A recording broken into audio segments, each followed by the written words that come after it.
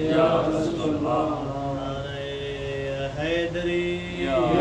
علی حسینیہ زندہ باد یزیدیہ مردہ باد اہل بیت دشمن دلانا پیش باد آواز بلند صلوات اللہم صلی علی محمد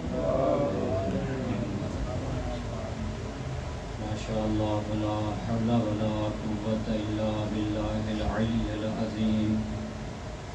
رب اشرح لي صدري ويسر لي أمري واحلل عقدة من لساني يفقهوا قولي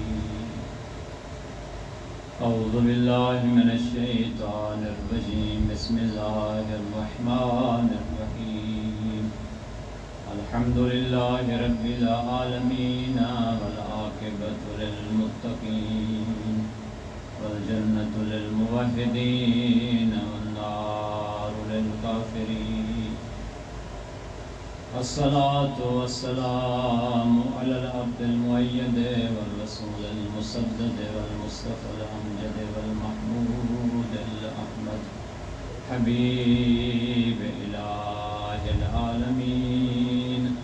مولانا ومولى الثقلين أبي القاسم محمد اللهم صل على محمد وعلى أهل بيته الطيبين الطاهرين المعصومين الغر الميامين الذين أذهب الله عنهم الرجس وطهرهم تطهيرا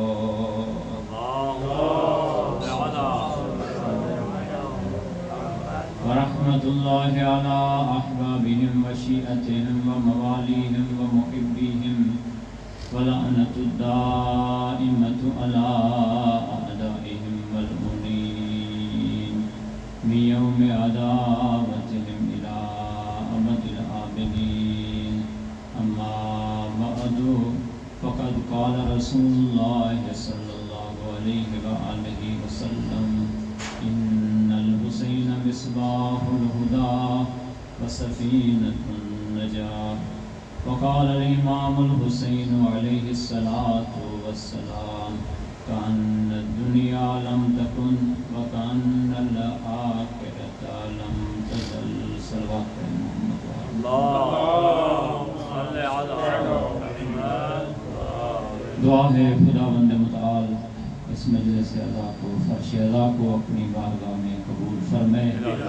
اس کے طفیل آپ تمام حاضرین و غائبین کی نیک توفیقات میں اضافہ فرمائے ہمارے گناہان صغیرہ و کبیرہ سے درگزر فرمائے ہمارے مرحومین کے گناہوں کو درگزر فرمائے انہیں جنت الفردوس میں اعلیٰ مقام عنایت فرمائے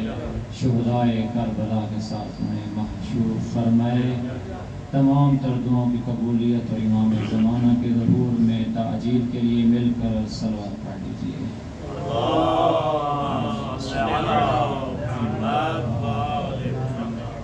وقت قلیل ہوتا ہے کیونکہ علماء کرام نے طلاب اعظام آپ ساتھ میں جانا ہوتا ہے حرم میں بھی اور دوسرے برناموں میں لہذا مختصر وقت میں کوشش کروں گا کچھ نہ کچھ اپنے عرائض بیان کروں کہ رسول فرما رہے ہیں ان الحسین مصباح الہدی والسفینۃ النجاہ کہ حسین ہدایت کا چراغ ہیں اور نجات کی کشتی ہے اس حدیث کو اور اس کے ضمیمے کو میں نے بیان کیا تھا کل کہ مقدمتاً رسول اکرم صلی اللہ علیہ وآلہ وسلم نے ابی ابن کعب کو کہا اور اس کے سامنے امام حسین علیہ السلام کو زین السماوات والارضین کا لقب دیا اور اس نے اعتراض کیا تو رسول نے اس کی دلیل بھی بیان کی اب جب دلیل بیان ہو گئی تو اس کے آگے رسول نے خود امام حسین کے فضائل اسی حدیث میں بیان ہوئے ہیں کہ جہاں مصباح ہدی و سفینۃ النجاہ آیا ہے میں چاہتا ہوں اس عشرے میں کم از کم ہم اس حدیث کو تو حل کر لیں اور پھر اس کے بعد کچھ نہ کچھ امام کی زندگی کا مطالعہ کر لیں پھر آگے رسول اکرم صلی اللہ علیہ وآلہ وسلم نے فرمایا کہ ان اللہ عز وجل رکبا فی صلبہ نطفۃ طیبۃ مبارکۃ زکیہ، کہ اللہ تعالیٰ نے امام حسین کی صلب مبارک میں ایک ایسا نطفہ قرار دیا ہے، ایک ایسے نطفے کو رکھا ہے جو پاک و پاکیزہ ہے، زکی ہے اور مبارک ہے۔ وَقَدْ لُقِّنَ بِدَعْوَاتٍ، اور امام حسین کو چند دعائیں اللہ نے تلقین کی ہیں، چند دعائیں اللہ نے امام حسین کو تلقین کی ہیں، اور پھر فرمایا کہ جو بھی مخلوق الہی، مخلوق الہی سے یہ مراد انسان ہی ہے، کہ جو بھی لم یدعو بہن مخلوق، یعنی کوئی بھی اس دعا کو نہیں پکارے گا الا حشرہ اللہ معہ، مگر اللہ اسے امام حسین کے ساتھ محشور کر دے گا، اللہ اسے امام حسین کے ساتھ محشور کر دے گا۔ اور پھر فرمایا کہ اس دعا کی اتنی عظیم برکت ہے کہ فرج اللہ عنہ کربہ، اللہ اس کی مشکلات کو حل فرمائے گا، وقضا بہا دینہ، اللہ اس دعا کے صدقے اس کے قرضوں کو ادا کر دے گا، ویسر امرہ، اس کی زندگی کے معاملات کو اس کے لیے میسر اور آسان قرار دے گا۔ اور پھر فرمایا اور اسے طاقت ادا کرے گا، قواہ علی عدوہ، اپنے دشمن کے خلاف وہ طاقتور ہوگا، وأوضح سبیلہ، اس کے لیے اس کا راستہ، ہدایت کا راستہ واضح تر قرار دے گا، ولم یہتک سترہ، اور اسے کبھی کسی کے سامنے پریشانی اور پشیمانی کا اظہار نہیں کرنا پڑے گا۔ بواز بلند تر صلوات۔ بس اس دعا کو نقل کر کے اپنے اصلی موضوع کی طرف آتا ہوں گے، کیونکہ میرا اصلی موضوع ہے امام حسین کی زندگی سے ہم نے ہدایت کو کس طرح لینا ہے۔ امام حسین کی زندگی سے ہم نے ہدایت کو کس طرح لینا ہے، تو یہ دعا بھی اس ہدایت کا حصہ ہے۔ ابی بن کعب کہتا ہے میں نے رسول اکرم صلی اللہ علیہ وآلہ وسلم سے سوال کیا، ما هذه الدعوات، یہ کون سی دعائیں ہیں کہ جن کی اتنی فضیلتیں آپ نے بیان کر دی ہیں؟ تو رسول نے فرمایا اے ابی بن کعب، تقول اذا فرغت من صلاتک وانت قائد، کہ جب تو اپنی نماز سے فارغ ہو جائے اور اسی نماز کی حالت میں ابھی بیٹھا ہوا ہے، اٹھا نہیں ہے، تو اس وقت یہ دعا پڑھ، اللہم انی اسألک بکلماتک ومعاقد عرشک والسماواتک والانبیاء ورسلک، اے اللہ میں تجھے واسطہ دیتا ہوں تیرے کلمات کا، ومعاقد عرش کا، ان ہستیوں کا کہ جو تیرے عرش کو جنہوں نے اٹھایا ہوا ہے، اور تیری آسمان پر رہنے والی مخلوق کا میں واسطہ دیتا ہوں، تیرے انبیاء کا واسطہ دیتا ہوں، تیرے رسول کا واسطہ دیتا ہوں، ان تستجیب لی فقد رہکنی من امری اسرا، کہ تو میری دعا کو قبول فرما کہ میری زندگی کے معاملات مشکل میں پڑ گئے، فقد رہکنی من امری اسرا، فأسألك أن تصلي على محمد وآل محمد وأن تجعل لي من أمري يسرا، اے اللہ میں تجھے واسطہ دیتا ہوں اور تجھ سے سوال کرتا ہوں، یہ دعا مانگتا ہوں کہ تو محمد و آل محمد پر درود و سلام بھیج اور میرے لیے زندگی کے معاملات کو آسان فرما۔ یہ دعا بیان کی اور پھر فرمایا جو اس دعا کو مانگے گا فَإِنَّ اللَّهَ عَزَّ وَجَلَّ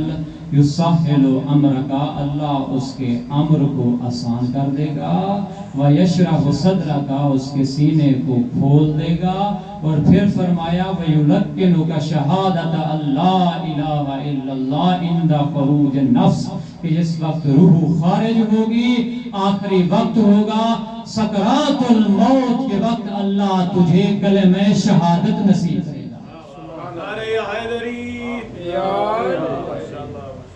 اللہ تجھے کلمہ شہادت نصیب کرے گا۔ ابی بن کعب کو کہہ رہے ہیں کہ اگر یہ دعا مانگے گا تو اس دعا کا یہ نتیجہ ہے کہ اللہ تیری زندگی کے معاملات کو آسان کرا دے گا. تو یہ امام حسین جو ہدایت کا چراغ ہیں، اور اس ہدایت کے لیے میں نے فقط ایک راستے کو کھولا ہے، وفا بالعہد.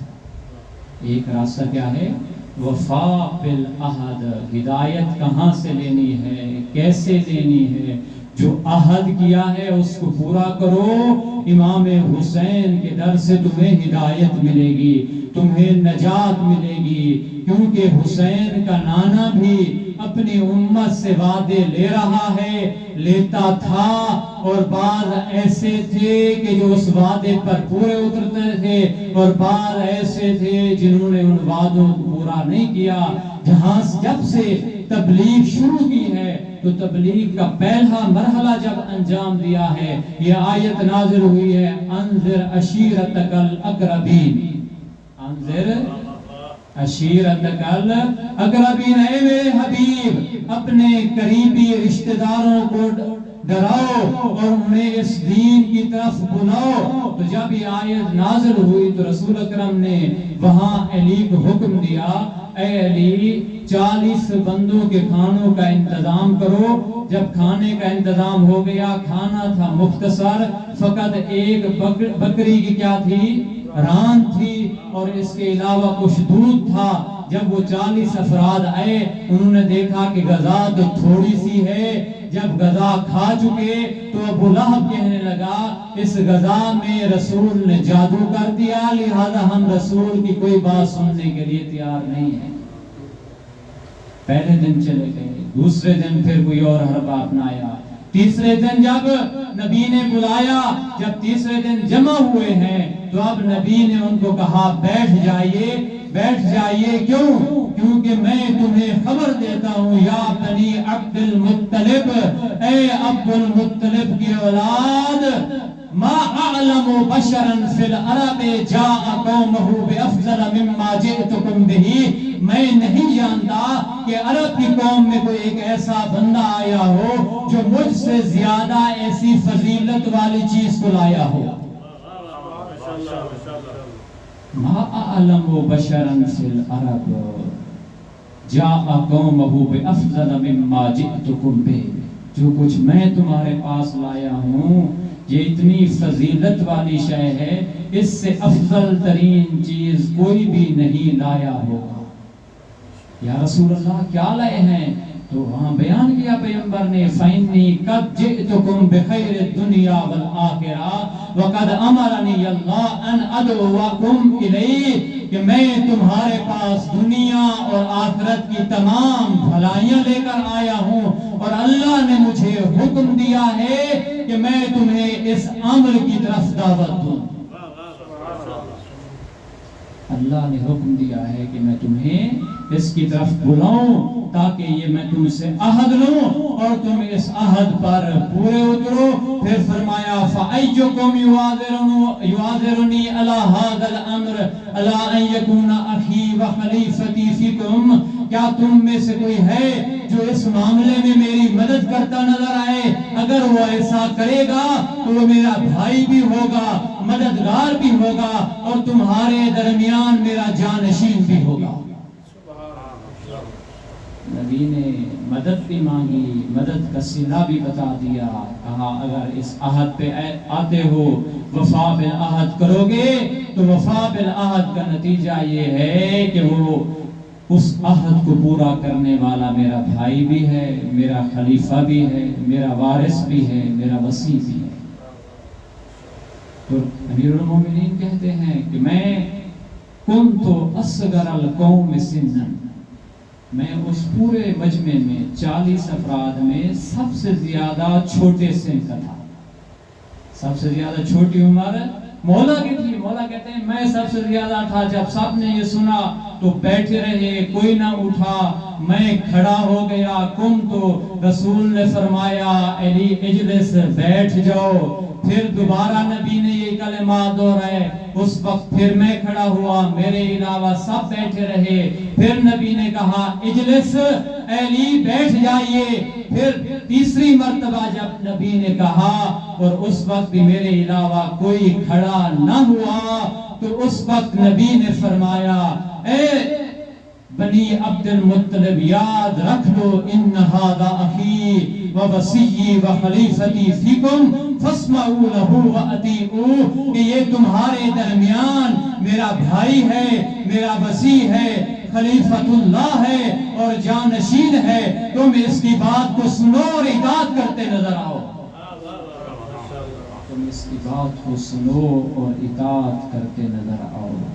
تو نبی کے اس وعدے کو پورا کیا ہے امیر المومنین نے ہر مقام پر اس عہد کو پورا کیا ہے۔ میں فقط ایک مثال دوں اور آگے چلوں اپنے موضوع کے اختتام کی طرف ہوں آج کی مجلس میں، کہ کون سا مقام، فقط ایک مثال دیتا ہوں، تفصیل میں نہیں جا رہا۔ جنگ احد کے میدان میں تمام لوگ پیچھے ہٹ رہے ہیں، والرسول یدعوکم، رسول انہیں دعوت دے رہا ہے، بلا رہا ہے، کہاں جا رہے ہو؟ تم تو کہتے تھے ہر مقام پر ہم نبی کا ساتھ دیں گے، ہر مقام پر وعدہ وفائی کرتے نظر آؤ گے، لیکن یہاں سب جا رہے ہیں، وہاں علی نے ایسی وعدہ وفائی کی، ایسی وعدہ وفائی کی کہ آسمان سے یہ ندا آئی، لا فتح الا علی، لا سیف الا ذوالفقار، کہ اگر اس زمین پر کوئی بہادر جوان ہے تو وہ علی ہے۔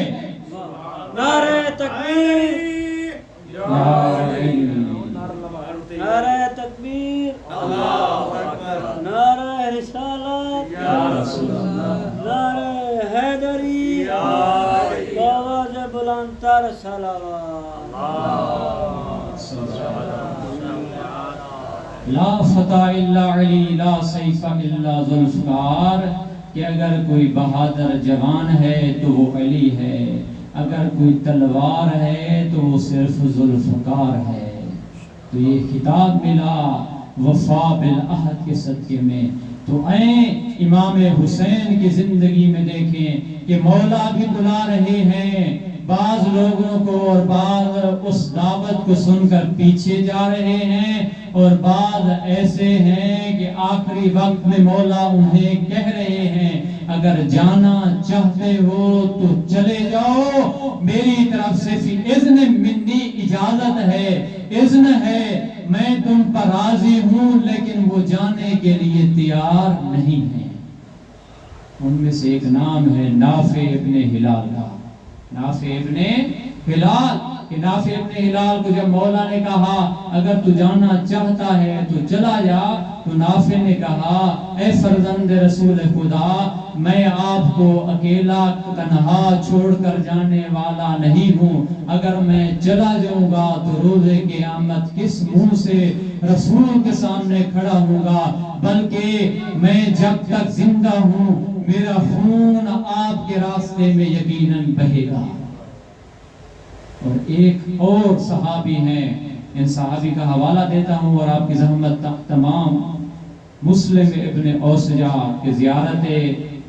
امام زمان میں یہ جملے ملتے ہیں کہ امام زمان نے مسلم ابن اوسجہ کے لیے یہ جملے کہے ہیں کہ مسلم ابن اوسجہ کہتے ہیں اَنَحْنُ نُخَلِّ أَنْكُمْ، اے مولا کیا ہم آپ کو چھوڑ کے چلے جائیں؟ وَبِمَنْ نَعْتَذِرُ إِلَى اللَّهِ مِنْ أَدَاءِ حَقِّكَ، کہ ہم اللہ کے سامنے آپ کے حق کو ادا کرنے میں کیا عذر پیش کریں گے، کیا عذر بیان کریں گے کہ ہم پیچھے کیوں ہٹے تھے، ہم نے فرزند رسول کا ساتھ کیوں چھوڑا تھا۔ تو یہ مسلم ابن اوسجہ کہہ رہے ہیں واللہ میں پیچھے ہٹنے والا نہیں ہوں، حتیٰ اکثر فی صدورہم رمحی، یہاں تک کہ ان یزیدیوں کے سینوں میں میرا نیزہ چلا جائے اور چاہے میرے نیزے کی انی ٹوٹ جائے تب بھی میں پیچھے ہٹنے والا نہیں ہوں۔ وَأَضْرِبُهُمْ بِسَيْفٍ، اور میں اپنی تلوار کے ذریعے ان کے ساتھ مقابلہ کرتا رہوں گا، وَلَا أُفَارِقُكَ، اور کسی مقام پر بھی مولا میں آپ کا ساتھ چھوڑنے والا نہیں ہوں، آپ سے جدا ہونے والا نہیں ہوں، ہر مقام پر میں آپ ساتھ دوں گا وَلَوْ لَمْ يَكُنْ مَعِي سِلَاحٌ أُقَاتِلُهُمْ بِهِ اگر میرے پاس کوئی ایسا اسلحہ نہ رہے، اگر میرے پاس تلوار نہ ہو، اگر میرے پاس زرہ نہ ہو، اگر میرے پاس نیزہ نہ ہو کہ جس کے ذریعہ میں جنگ کر سکوں، تو پھر بھی کہتے ہیں لَقَذَفْتُهُمْ بِالْحِجَارَةِ میں پتھر اٹھا کے ان لوگوں کے ساتھ مقابلہ کرتا نظر آؤں گا۔ لَقَذَفْتُهُمْ بِالْحِجَارَةِ اور پھر ثم لم افارقک اے مولا میں آپ سے جدا نہیں ہو سکتا حتی اموت معک یہاں تک کہ میں آپ کے ساتھ شہادت کے عظیم مرتبے پر فائز نہ ہو جاؤں۔ یہ صحابی ہیں کہ جو پیچھے ہٹنے والے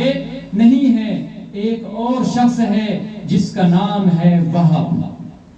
دیکھیں حسین کا جو سفرہ ہے یہ سفرہ الہی، یہ سفرہ امتحان کہ جو بچھا ہوا تھا اس پر آنا ہر کسی کو نصیب نہیں ہوا، اسے نصیب ہوا ہے جس کے شامل توفیق الہی تھی۔ دعا مانگا کریں کہ اللہ ہمیں توفیق نصیب کیا کرے کہ کہیں ہمیں اللہ اس راستے سے پیچھے نہ ہٹا دے کہ جس راستے پر ہم آئے ہیں، اور اللہ ہمیں اس پر ثبت قدمنا ہمارے قدموں کو، ہمارے اقدام کو اس پر ہمیں ثابت قدم فرمائے۔ اور یہ دعا مانگا کرے نماز میں کہ ربنا لا تزغ قلوبنا بعد اذ ہدیتنا وہب لنا من لدنک، اے اللہ تو ہمارے دلوں کو اس کے بعد کہ تو نے ان کو ہدایت بخشی ہے، اس کے بعد تو نے ان کو حسینی بنا دیا ہے، اس کے بعد کہ تو نے ان کو علوی بنا دیا ہے، اس کے بعد کہ تو نے ان کو ولایت آل محمد کے ساتھ سیراب کر دیا ہے، اب اس کے بعد انہیں زنگ آلود نہ کرنا، اب اس کے بعد ان دلوں کو زنگ آلود نہ کرنا۔ وَهَبْ لَنَا مِن لَّدُنْكَ رَحْمَةً اور تو ہمیں ہر حال میں اپنی رحمت کا مستحق فرما۔ حب لنا یعنی عطا کر، ہم اپنے فضل سے ہمیں عطا کر، اپنی رحمت کو عطا کر۔ انک لا تخلف المیعاد کہ بے شک تو اپنے وعدوں کی مخالفت کرے، کیونکہ اللہ کا وعدہ ہے نا اوفوا بعہدکم اوفی بعہدی، کہ جب تم اپنے وعدوں کو پورا کرو گے تو میں بھی اپنے وعدوں کو پورا کرنے والا ہوں۔ یہ اللہ کا وعدہ ہے۔ اگر تو حسین کا ساتھ دے گا، اگر تو حسین کے راستے پر چلتا ہوا نظر آئے گا تو اللہ فرماتا ہے احب اللہ من احب حسینا، کہ میں اس سے محبت کرتا ہوں جو حسین سے محبت کرتا ہے۔ احب اللہ من احب حسینا، جو حسین سے محبت کرے تو اللہ بھی اس سے محبت کرتا ہے۔ تو اے وہب قلبی کو دیکھیں، وہب قلبی کی شادی کو کتنے دن گزرے تھے؟ 17 دن نہ گزرے تھے، اور آیا ہے اس میدان میں کہ جو میدان شہادت کا میدان ہے، موت کا میدان ہے، جہاں اسے معلوم تھا کہ اگر میں چلا گیا تو میرے بعد میری بیوی کے لیے کوئی حفاظت کرنے والا کوئی نہ ہوگا۔ میں آپ سے سوال کرتا ہوں، اپنے آپ سے سوال کرتا ہوں، کیا میں ایک ایسے مقام پر جا سکتا ہوں کہ جہاں مجھے یقینی طور پر معلوم ہو کہ میں خود بھی چلا جاؤں گا اور پیچھے میرے خاندان والے بھی رسوا ہوں گے اور ان کو قیدی بنا لیا جائے گا، ان کی کوئی حفاظت کرنے والا نہ ہوگا؟ کیونکہ قرآن فرماتا ہے نا ان الانسان خلق ہلوعا، کہ انسان کو تو آرام کے طور پر خلق کیا گیا ہے، انسان سکون چاہتا ہے۔ اذا مسہ الشر جزوعا، جب اس کو تھوڑی سی مشکل پیش آتی ہے تو وہ جزا و فضا کرتا نظر آتا ہے۔ لیکن عجیب بہادری ہے وہب قلبی کے اندر کہ وہب قلبی اپنی ماں کے ساتھ آیا ہے، اپنی بیوی کو ساتھ لے کر آیا ہے اور جا رہا ہے اس میدان کا رخ کر کے جہاں سے پیچھے اس کو ہٹنا نہ تھا، اور یہ بھی یقین تھا کہ میرے بعد میری بیوی کو قیدی بنا لیا جائے گا۔ اللہ اکبر۔ تو اس راستے میں عجیب اشخاص کو، عجیب ہستیوں کو چنا ہے اللہ نے امام حسین کی مدد کے لیے۔ ان مددگاروں میں سے ایک وہ ہستی بھی ہے جسے اسے امام حسین نے خود بھیجا اور کہا کہ اس کا ہاتھ میرا ہاتھ ہے، جو اس کے ہاتھ پر بیعت کرے گا گویا کہ وہ میرے ہاتھ پر بیعت کرنے والا ہے۔ مسلم کا ہاتھ میرا ہاتھ ہے، اور مسلم کے ہاتھ پر تقریباً 18,000 لوگوں نے بیعت بھی کی، عہد بھی کیا، لیکن کیا انہوں نے اس عہد کو پورا کیا؟ کیا وفا بالعہد کی؟ نہ، وفا بالعہد نہیں کی، بلکہ ایک مرحلہ تو وہ آ گیا، پیچھے نماز ادا کرنے والے 18,000 افراد تھے، لیکن جب مسلم نے نماز مغرب ادا کر لی تو نماز عشاء میں گنے چنے فرد بچے تھے، اور جب نماز عشاء کا سلام پھیر رہے ہیں پیچھے دیکھتے ہیں 1-2 افراد ہیں، لیکن جب آگے گلیوں میں جاتے ہیں تو کوئی ساتھ نہیں ہوتا، اور پھر مسلم کوفہ کی گلیوں میں پھر رہے ہیں، کوئی ساتھ دینے والا نہیں ہے۔ آپ کل یہ شہادت حضرت مسلم ابن عقیل سن چکے، میں وقت تھوڑا ہے، آخری جملوں کی طرف اشارہ کروں گا، میں کہوں گا اے مسلم، ہمیں تیری شہادت کا بہت بڑا دکھ ہے، اپنی طرف سے نہیں کہہ رہا، ایک عرب کا شاعر ہے وہ کہتا ہے مسلم تیری شہادت کا بہت بڑا دکھ ہے، یقیناً تیری لاش کو کوفہ کی گلیوں میں بازاروں میں پامال کیا گیا، کوفہ کی عورتیں ملعون خواتین تیری لاش کو پامال کر کے اس کا مذاق اڑا رہی تھی، بچے کھیل رہے تھے، یقیناً اے مسلم یہ بڑا دکھ تھا، لیکن وہ شاعر کہتا ہے مسلم ایک ایسا دکھ بھی ہے، ایک ایسی مصیبت بھی ہے جو ان تمام مصیبتوں سے بڑھ کر ہے۔ کون سی مصیبت؟ اے مسلم تبکی ولم یبک الباقیات، مسلم اگر کسی جگہ پر ایک غریب بھی فوت ہو جائے تو اس کے جنازے پر سب سے پہلے اس کی کسی خاتون کی آواز اور چیخیں بلند ہوتی ہیں، بیٹی اپنے باپ کے لاشے کے سرہانے بلند آواز سے گریا کرتی ہے، بہن بھائی کے لاشے پر روتی ہوئی نظر آتی ہے۔ وہ شاعر کہتا ہے مسلم تو چلا گیا، تیری لاش کی پامالی یقیناً بڑی مصیبت تھی، لیکن سب سے بڑی مصیبت یہ ہے اے مسلم تیری لاش کو پامال کیا جا رہا تھا، لیکن کوفہ کی خاتونوں خواتین میں سے کوئی بھی عورت تجھ پر گریا کرنے والی نہ تھی۔ پھر آگے کہتا ہے مسلم لیکن میں کہوں گا اے میرا مولا مسلم اگر ان عورتوں نے ان خواتین نے گریا نہیں کیا، نہیں روئی، تو یقیناً ان کی بد نصیبی تھی، تجھے ان عورتوں کے گریے کی ضرورت نہیں ہے، تجھے تو وہ رونے والی ہے جو زہرا جائی ہے کہ تیری شہادت کی خبر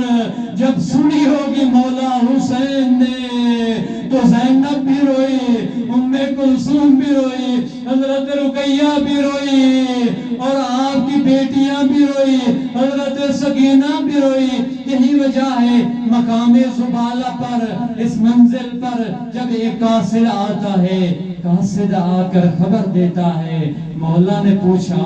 اے قاصد کوفہ کی وہ خبر تو بتا، کوفہ میں کیا ہو رہا ہے؟ تو قاصد رو کے فقط اتنا کہتا ہے کہ مولا جب میں کوفہ سے نکلا تو کوفہ کی گلیوں میں مسلم کے لاشے کو رسیوں میں باندھ کر پھرایا جا رہا تھا۔ وہ جو احرادار اجرکم اللہ جب حسین نے رسیوں کو سنا تو فوراً کہا 3 مرتبہ